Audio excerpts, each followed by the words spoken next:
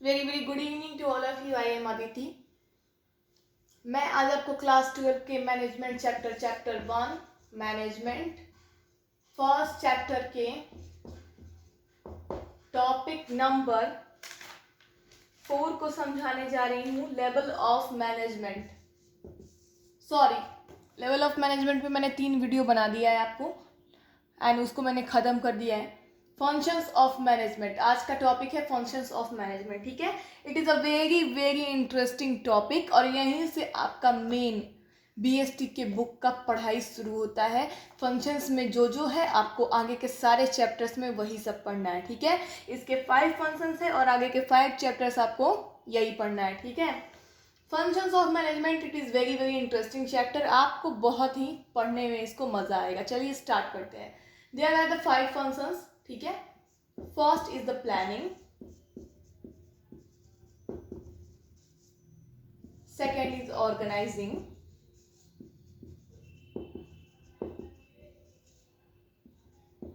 Third is staffing,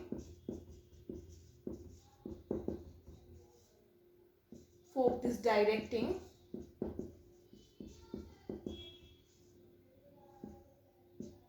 and the 5 is controlling. PST में controlling का मतलब कंट्रोल करना नहीं होता है। हम जनरली कंट्रोलिंग का मतलब क्या करते हैं? कंट्रोल करना, संभालना, रोकना। लेकिन बीएसटी में कंट्रोलिंग का दूसरा मतलब है। बिजनेस कहती है कंट्रोलिंग कुछ और है। ठीक है, मैं आपको बताऊंगी आगे। पहले इस चारों को समझते हैं। First is the planning. अब प्लानिंग क्या है तो इसका सीधे से मैं आपको एक डिफिनेशन देना चाहूंगी। प्लानिंग क्या है तो वेरी इजी डिफिनेशन और वेरी इंटरेस्टिंग डिफिनेशन मैं आपको अब ही देती हूँ कि प्लानिंग क्या है। देखिए,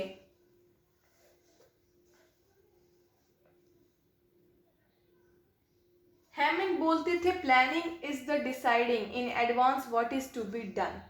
planning is the process by which we think what we will going to done. किसी भी चीज का प्लान करना। ठीक है, वेरी इजी चैप्टर। आप दुनिया के किसी भी काम को करने जा रहे हो तो आप प्लान तो करोगे। आपके घर में शादी है तो आप प्लान तो करोगे ना कि हमको कौन से कपड़े किस दिन पहनने हैं। तो मैनेजमेंट में भी प्लानिंग बिल्कुल ऐसा ही है। आप किसी भी ऑर्गेनाइजेशन को खोलने जा रहे हो, किसी भी कंपनी को स्टार्ट करने जा रहे हो तो उसको आगे क्या क्या करना है आपको उस कंपनी में आप प्लान तो करोगे उस चीज़ के लिए। तो बिल्कुल ही ये वही चीज़ है प्लानिंग कि आप एडवांस में सोचते हो कि आगे हमको क्या करना है। पहले हमको सोचना है कि हमको आगे क्या करना है, प्लान करना है। It's general plan. तो प्लानिंग का मतलब होता है प्लान करना एडवांस में कि आगे हमको क्या करना है। ठीक है, सेकेंड इज ऑर्गेनाइजिंग। देखिए ध्यान से सुनिएगा। ऑर्गेनाइज करने का मतलब होता है किसी भी चीज़ को व्यवस्थित करना। ठीक है, ऑर्गेनाइज किया है उसने, कहते हैं ना उसने ये ऑर्गेनाइज किया, उसने वो ऑर्गेनाइज किया। तो उसने प्लानिंग करके छोड़ नहीं दिया, उसने नेक्स्ट स्टेप में क्या किया? ऑर्गेनाइज किया।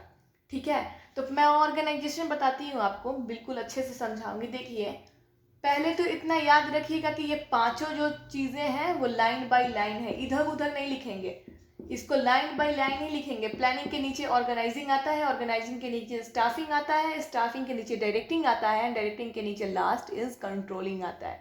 तो हम प्लानिंग को ऊपर, ऑर्गेनाइजिंग को नीचे लिखेंगे तो हमारे मार्क्स कट जाएंगे। फंक्शंस ऑफ मैनेजमेंट में अगर हमको बताना है तो हमको इसी क्रम में लिखना पड़ेगा, क्योंकि यही एक क्रम है जिसको हमको शो करता है line by line process management का। ठीक है, इसको हम इधर उधर करेंगे तो वो हमारा प्रोसेस ऑफ मैनेजमेंट नहीं हुआ। ठीक है, तो अगर आपको फंक्शंस ऑफ मैनेजमेंट कहीं भी लिखना है तो आप इसको लाइन बाय लाइन ही लिखिएगा जैसे मैंने आपको बताया है। और कहीं भी आप पढ़िएगा स्कूल कोचिंग में तो आपको टीचर्स ये चीज़ ज़रूर बताएंगे। चलिए देखिए, सेकेंड इज ऑर्गेनाइजिंग। ठीक है, ऑर्गेनाइज करना। हमने प्लान किया और इस चीज़ को हमने ऑर्गेनाइज किया। अब ऑर्गेनाइज कैसे किया? ठीक है, देखिए हमने प्लान किया कि हम एक कोचिंग सेंटर खोलेंगे और वहाँ पे हम बहुत फैंसी तरीके से उस कोचिंग सेंटर को ऑर्गेनाइज करेंगे। हम मार्बल्स वगैरह सब कुछ लगवाएंगे, हमारे पास बेंचेस रहेंगे, स्टैंडर्ड क्वालिटी के बेंचेस रहेंगे। तो हमने ऑर्गेनाइज कर दिया। अगर हमने ला के वो चीज़ों को लगा दिया तो हमने ऑर्गेनाइज कर दिया। ठीक है, आपने स्कूल खोला, आपने प्लान किया कि मेरे स्कूल में एक क्लास में 200 से ज़्यादा बेंचेस रहेंगे, वो भी हाई क्वालिटी के रहेंगे। तो अगर आपने उस चीज़ को स्कूल में कर दिया, बेंचेस ला के लगवा दिए, आपने अपने क्लास को सोचा था आपने कि स्टैंडर्ड तरीका से मेंटेन करेंगे, एसी रूम्स रहेंगे, तो प्लान किया आपने, सेकेंडली आपने उस चीज़ को करवा दिया, कंप्लीट आपका सारा काम हो गया। तो ये हो गया क्या, ऑर्गेनाइज करना। किसी भी चीज़ को प्लान करने के बाद तुरंत उसको ऑर्गेनाइज कर देना, उसको इस्तेमाल कर लेना अपने प्लानिंग को, वो ऑर्गेनाइजिंग करना होता है।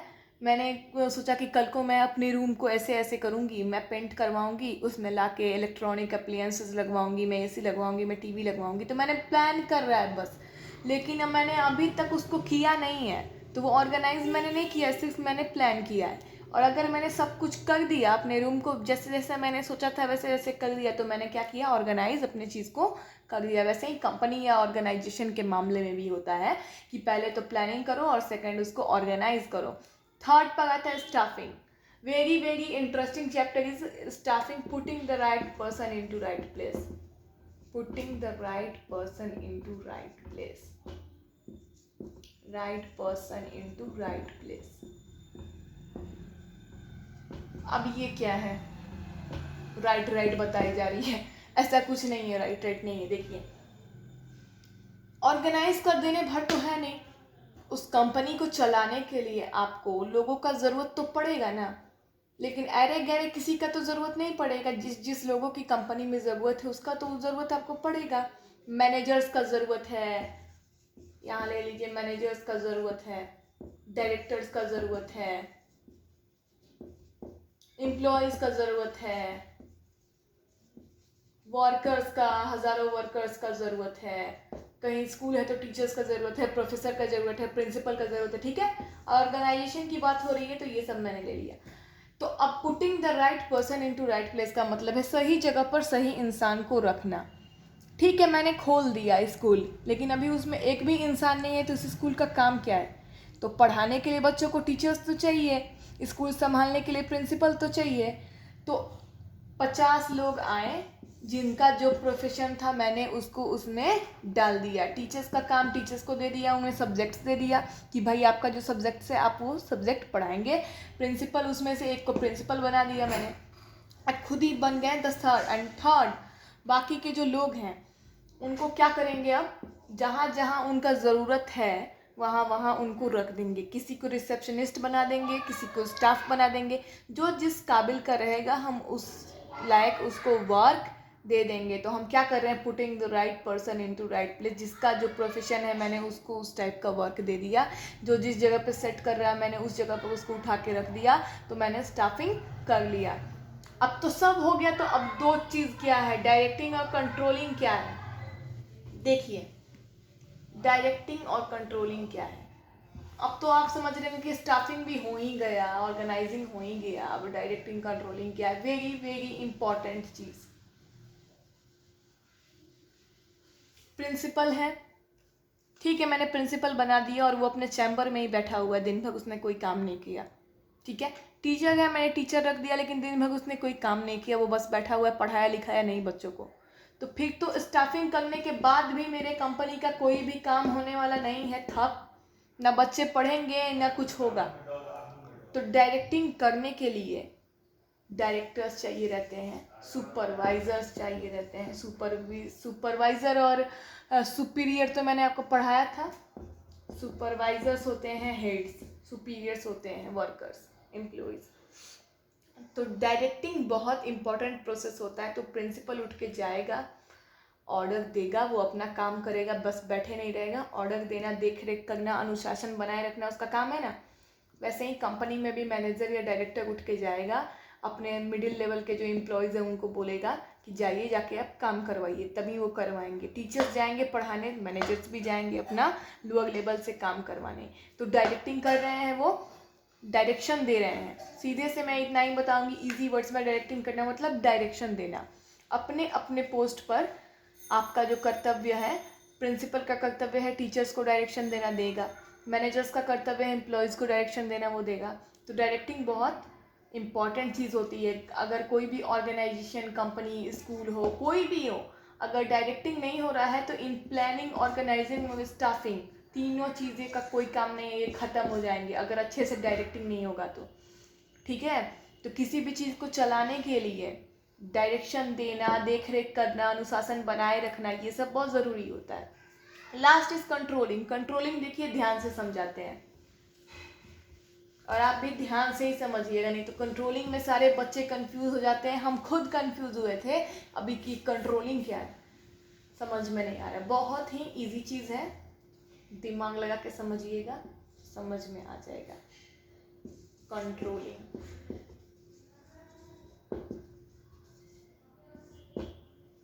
पहले मैं डेफिनेशन लिख देती हूँ इसका, एक बार पढ़ लीजिएगा,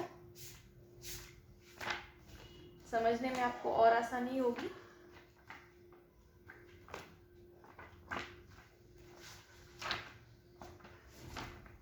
कंट्रोलिंग क्या is controlling?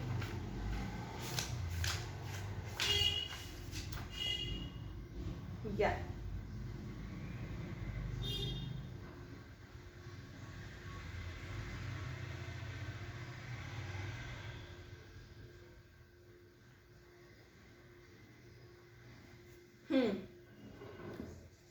control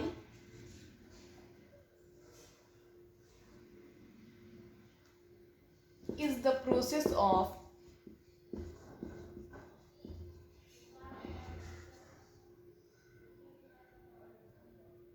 taking steps to bring actual result or desired result। अब कुछ समझ में नहीं आ रहा होगा, मुझे भी कुछ समझ में नहीं आया था। जब मैंने 2-3 बार इसे पढ़ा था तब समझ में आया था, लेकिन मैं एक ही बार में आपको इतने अच्छे तरीके से बताऊंगी कि आप समझ जाएंगे। फिलिप्स कॉटर एक साइंटिस्ट है, इन्होंने ये डेफिनेशन दिया था। देखिए, बिजनेस में कंट्रोलिंग का मतलब बिल्कुल अलग होता है। कंट्रोल करना मतलब रोकना, रोक टोक करना, संभालना, अनुशासन बनाना बिजनेस नहीं कहती है, ठीक है। बिजनेस में कंट्रोलिंग का मतलब होता है कि हम देखना क्या चाहते थे और हमें मिला क्या, ठीक है। सीधे से हम यही कहेंगे। अब देखना क्या चाहते थे और मिला का क्या मतलब है, पहले इसको लिख लीजिए एक बार, तब मैं बताती हूँ कंट्रोलिंग का अच्छे से। एक बार मैं लिखवा देती हूँ। Controlling is the process of taking steps to bring actual result on the desired result. किसने ये डेफिनेशन दिया था? एक famous scientist Philip Kotler. Philip Kotler, याद रखिएगा। चलिए अब बताती हूँ।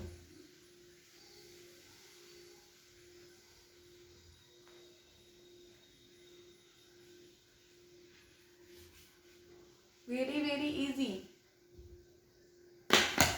बस दिमाग नहीं लगती है तो कोई भी चीज़ जो है हार्ड लगती है। एक बार दिमाग लगेगी, हार्ड नहीं लगेगी। एक कंपनी है मेरी ही कंपनी ले लीजिए, अदिति नेम की कंपनी है, ठीक है। ये मेकअप के प्रोडक्ट्स का बिजनेस कर रही है कंपनी। मेकअप की प्रोडक्ट्स बनाती है, मार्केट में बेचती है।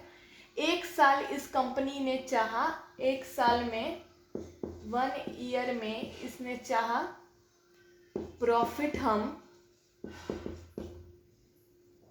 80 करोड़ कमाएंगे, ठीक है।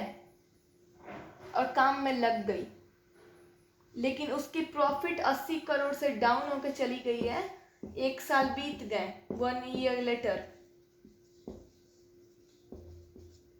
60 करोड़ पे। उस चाहती थी कि एक साल में वो 80 करोड़ का प्रॉफिट कमाए कंपनी, ठीक है। लेकिन वो गिर गई कंपनी 60 करोड़ पे, ठीक है। 80 करोड़ से नीचे आई 60 करोड़ पे। तो कैसे आई? तो इस चीज़ को ही समझाने के लिए कंट्रोलिंग को रखा जाता है कि हम चाहते कितना थे और हमें रिजल्ट में कितना मिला। हम चाहते थे कि हमको 80 करोड़ का प्रॉफिट हो, लेकिन हमको 60 करोड़ का ही प्रॉफिट हुआ।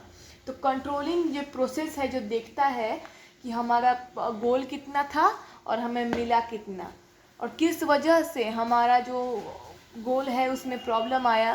तो वो वही चीज़ें कंट्रोलिंग में देखी जाती है। आगे इसके स्टेप्स होते हैं। आगे के चैप्टर्स में पढ़ने को मिलेंगे।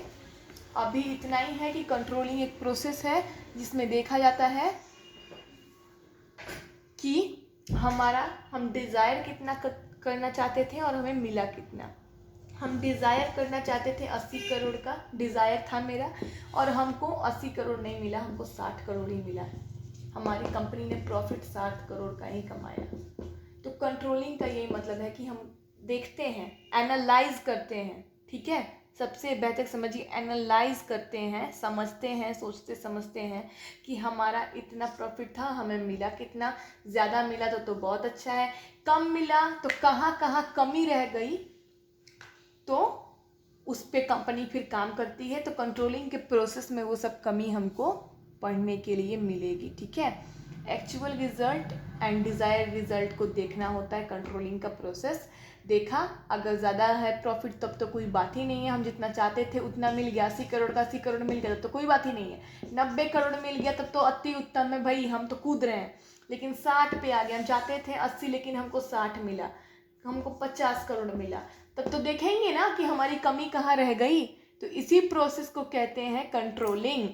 और उसके लिए भी बहुत सारे स्टेप्स हैं, देखना पड़ता है कि कंट्रोलिंग में अंदर हम क्या क्या देखेंगे, कमी कहाँ रह गई, कैसे कैसे उसको सुधारेंगे। तो इसको आगे आपको पढ़ना है। आई थिंक आप अब ये सब पांचों फंक्शन समझ गए होंगे, planning, organising, staffing, directing and controlling. कहीं दिक्कत होगा तो कमेंट बॉक्स में बताइएगा ज़रूर। वीडियो को लाइक करिएगा अगर आपको पसंद आया तो, और मेरी वीडियोज़ देखना चाहते हैं तो सब्सक्राइब भी करिएगा। मैं BST के हर टॉपिक पर वीडियो बनाऊंगी, एक्सप्लेन करके अच्छे से समझाऊंगी भी। मैं कोशिश करूंगी कि बहुत अच्छे तरीके से एक्सप्लेन करके आप लोग की सारी कन्फ्यूजन्स को क्लियर कर दूं। सुपीरियर और सबऑर्डिनेट पे फिर से मैं एक अलग से वीडियो बना कर डाल दूंगी। तब तक के लिए bye, take care, like subscribe कीजिएगा, कहीं दिक्कत हो तो पूछिएगा। Bye and take care.